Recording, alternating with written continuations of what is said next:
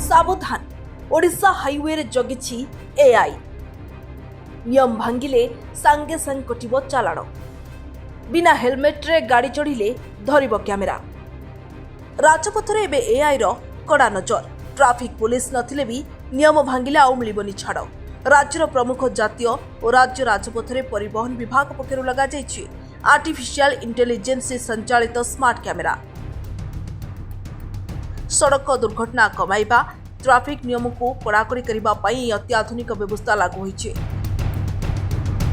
Highway रे बारंबार हेउतुवा सड़क दुर्घटना को रोकिबा ट्रैफिक नियम को कड़ाकड़ी पालन करबा पई राज्यर विभिन्न गुरुत्वपूर्ण रास्ता रे आर्टिफिशियल इंटेलिजेंस संचालित स्मार्ट कैमेरा स्थापन करा जायछि ए कैमेरा गुड़िक सहायता रे स्वयंचालित भावे ई चालाण काटिबा प्रक्रिया आरंभ होइछि ए नूतन एआई सिस्टम केवल गाड़ीर बेग उपर नजर रखिब नाही बरं एकाधिक ट्रैफिक नियम भांगुथुवा व्यक्ति को एका सांगरे चिन्हट करिबो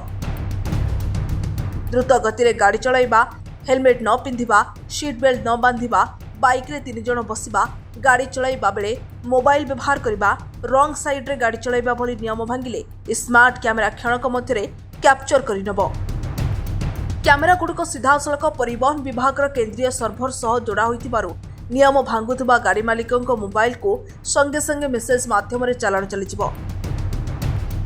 प्रथम पर्यायर राज्यर अधिक दुर्घटना प्रबल हाईवे प्रमुख करिडर गुड़िकर स्मार्ट कैमेरा नेटवर्क को एक्टिव कराजिबो विशेषकर भुवनेश्वर पुरी कटक चांदबाली संबलपुर रोड एवं उपकूल तथा शिल्पांचल संजोग करुवा व्यस्तबहुल जातीय राजपथ रे ए कैमेरा गुड़िक 24 घंटा कार्यक्षम रही पूर्वर केवल पुलिस किंबा आरटीओ जांच समय अमानिया गाड़ी चालक धरा पड़ुवा बेले एबे बिना ट्रैफिक पुलिस छाई भली नजर रखुची एआई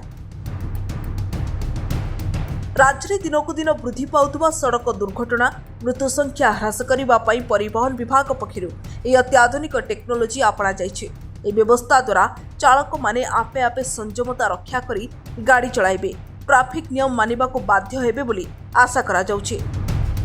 तेणु हाईवे रे यात्रा करबा समय जरिमाना बंचिबा सहित निजर एवं अन्यंक जीवन सुरक्षा पाई नियम पालन करबा को परिवहन विभाग पक्षरु अनुरोध करा जायछि।